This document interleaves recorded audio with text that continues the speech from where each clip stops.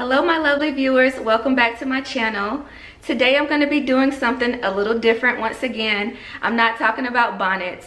I've been kind of stuck at the same number here on YouTube for a long time, so I know that just talking about the same thing over and over again is not going to allow me to grow and just move out of my comfort zone. But today I'm going to be talking about how I've maintained my business for so long. Over the weekend at church, I ran into a young lady, and she knew me, and she was just like, oh my God, Ebony, it's you. And it always shocks me when someone knows me from social media or Instagram, YouTube, whatever, and they come up to me like that, and I'm just like, well, it's just me. But she was like really excited to see me and really thankful and everything, and she was like asking me, how have you been in business for so long? How do you do it? Oh my gosh, you know, you do everything is handmade, da da da. And I didn't have just one answer for her, so I decided to do this video and talk about how I've managed to run my business for so long. Well, here's the thing. If I had to just say one thing in a word, God. Without God, none of this would ever happen.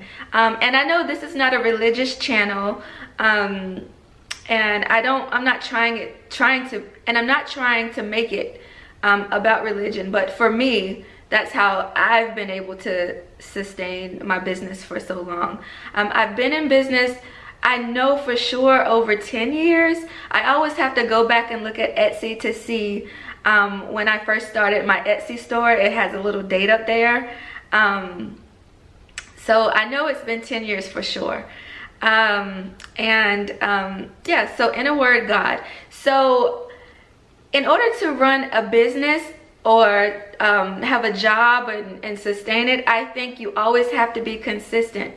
But I think the main goal of anything, any business, any job, it's always, the goal is always sustaining, being able to sustain yourself, keep income coming in, you know, just stay above water, or, you know, just be able to take care of yourself, take care of things in general. Now, here's my story. Way back when I was in college, I had just finished grad school, and I had a job. It was like in a lab. It was like a pathology lab, and even with a master's degree, I wasn't making what I wanted to, and I felt like there was a lot of lack financially in my life.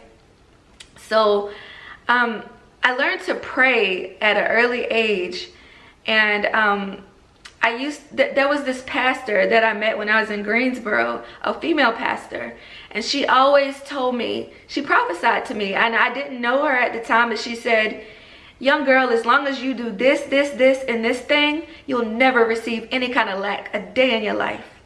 And for somebody not to know me, and to know that that's where I was at that time of my life, I believed her. And I've always been a believer in the word of God.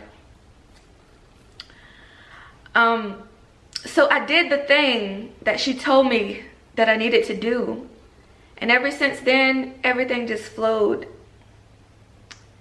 And there's this scripture that I always keep in my mind, that faith is the substance of all things hoped for. Faith is the substance of all things hoped for, you know? And so I feel like once you internalize something in your mind and you believe it and you have faith in it, you stand on it, and it never separates itself from you. So as far as finances are concerned, it's like I know that I'm going to be taken care of in that area, and I know that I'm going to be blessed in abundance. And it's funny that I say that because the pandemic is here. And I remember telling my friend a few weeks ago, yeah, my child is getting older, and I can see where I have a little more time where I can get a job and work now. But, you know, once you work from home so long, I don't know how it would be if I went back and worked for someone and had a boss. But I reached out to a company, and I received a job making $96,000 working from home, and I still have my business. And I'm not fool enough to leave that kind of money on the table. I'm gonna do both. Now look at God just blessing me even more, right?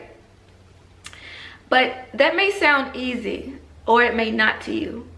But you just have to have faith, and it requires a lot of prayer and meditation. I also meditate. I believe in the power of meditation. I believe in energy, really big on energy. As a matter of fact, go back to the young girl that I saw at church, and she came up to me. When I meet people, if I walk into a room, a lot of people just gravitate to me and just start talking to me. You know, and because I have such a big heart and I'm nice, sometimes people can take advantage of that. So sometimes I have to back. I have to come back just a little, just to protect myself. That is something that I'm working on though, because I have realized that you can't just push people away. You can't just push people out of your life just because something's off. I realize that I'm not perfect.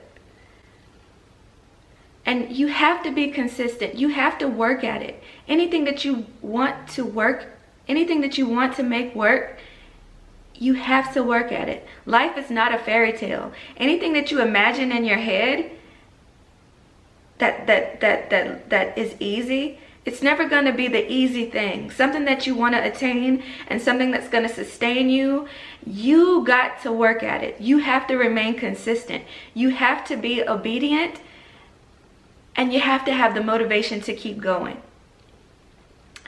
And also, like that reel, it's like Beyonce's voice. And Beyonce is so beautiful, but her talking voice always gets me every time. But she's like, don't talk about your goals, do it. Yeah, I don't talk about what I'm gonna do, what I want to do. You know, and there's one that Puff Daddy has. It says like, it's something to the same effect, like don't talk about it, move in silence, something like that. And so that's what I do. I'm not on Instagram or Facebook or whatever saying, oh, I'm gonna do this next, or I'm gonna do that. And I see a lot of entrepreneurs, they're always posting their numbers, talking about it, yada yada yada. I'm not like that. I get a vision and I work towards it, you know. And another thing, I'm always talking about a planner and things like that, but I do something called scripting.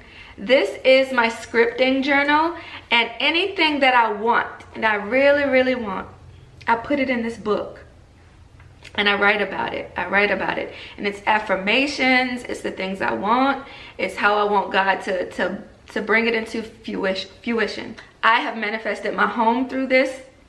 I have manifested my goal weight through this. I've manifested so many things from scripting and writing it here in this journal. So yeah, write it down. Pray about it. Have faith. Write about it. If you ever have any doubt, turn those doubts into affirmations. You know, I will have a successful business. I will attain financial freedom. I will attain a new car, a relationship, whatever it is that you want. Now, I am by no means any kind of manifestation coach, or I'm not trying to be one. But I will say, when you scribe or when you script, make sure it comes from your heart. Make sure you're being detailed about it. And make sure you're coming from a place of being sincere, and watch it work, okay? Now, I say all this, but I am not perfect. Just last week, I made a huge mistake. I was really mean to somebody. I was really rude to them. And it was so outside of my character. And I don't know how or why I did it. Yes, I do. I know why. Here's why. I wasn't prayed up. And I was so busy. My child, she really worked on my last nerve last week. And I was so busy.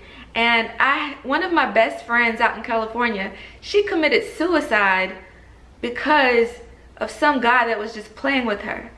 And I was mad and hurt by that, and my child was getting on my nerve. I wasn't aligned with everything I'm saying right now, and I just lashed out on this person, and that person did not deserve it.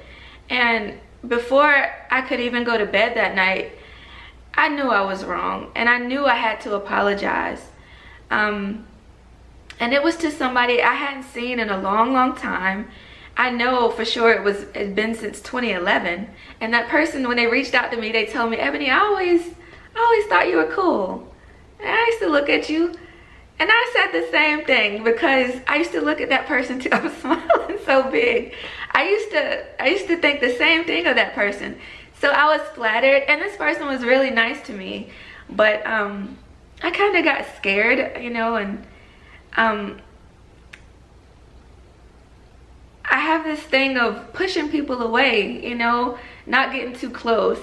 And I'm sure it has something to do with me being a single parent now, and, you know, me having my guard up. But that person didn't deserve it.